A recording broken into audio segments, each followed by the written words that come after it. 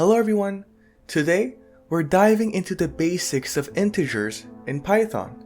Now, you can always check this video if you want to have a bigger understanding. So let's get started. So, in Python, integers are whole numbers, and they're both positive and negative. However, they are not decimal points. They are one of the most commonly used data types. So let's see some examples. Over here, I'm going to create three variables. First one is going to be a, which is going to be equal to an integer, which is going to be 10. Now, let's do b. It's going to be equal to minus 5, which is a negative number. And lastly, c, which is equal to 0. Great. Now, let's print all of them out. Great. Now, when we click Run, it is going to print out 10, minus 5, and 0. So as you can see, a, b, and c are all integers. Now, if you still wonder if it is an integer, we can always check out with a built-in function. So over here, we see that we can print a, but in front of a, we can add something that'll help us know what data type is inside of the print, or in this case, of the value a. So if we say type, and we put a in parentheses, and then we click run, it's going to say class int. So this means that 10, which is stored in the variable a, is an integer. Now, let's explore some basic operations you can perform with integers. So, you can add, subtract, multiply, and divide integers using standard arithmetic operators. So let me give you some examples. Over here, the first example is going to be an example of an addition. So we can do print a plus b, and that's it. So what do we do? Well, you see over here the variable a is equal to 10 and b is equal to 5. And this plus sign is considered as an operator in Python.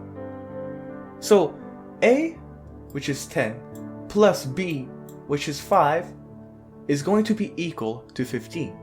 And when we click run, that's the answer we get from the console. Now, let's do another example, and this time it's going to be a subtraction. So we're going to do minus instead of plus. So now when we click run, it is going to be a 5. Great. Let's move on to multiplications now. Instead of a minus over here, we're going to put a star.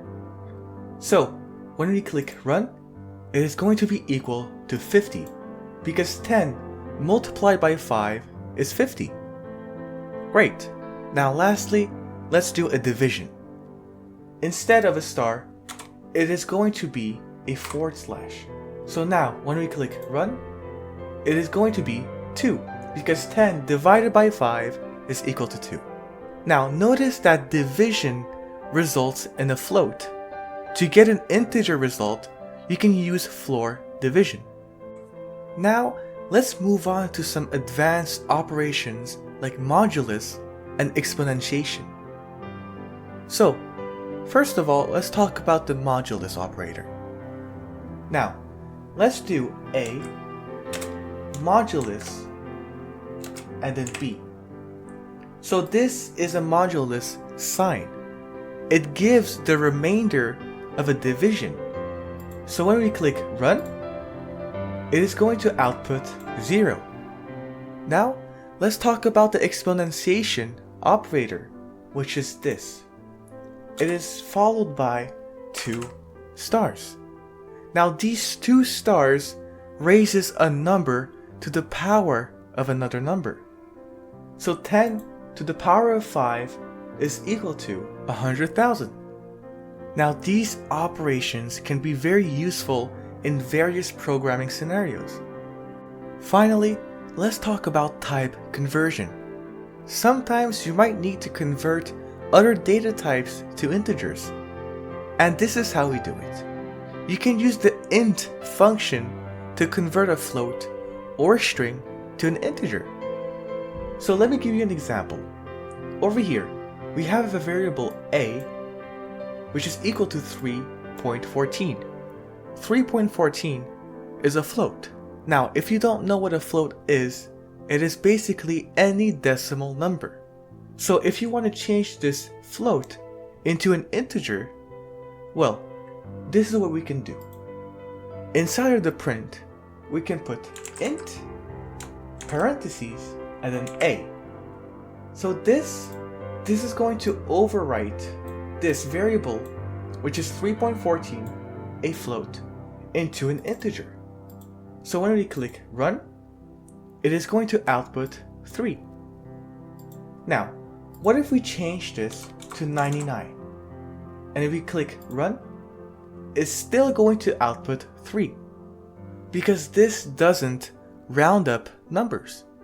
Now remember, if the string cannot be converted to an integer, you'll get a value error. Now this is a quick overview of integers in Python. I hope you found this video helpful. Now, if you want to learn more, you can always check my website called codefundamental.com, and I'll be happy to help you from there. So thanks for watching and happy coding!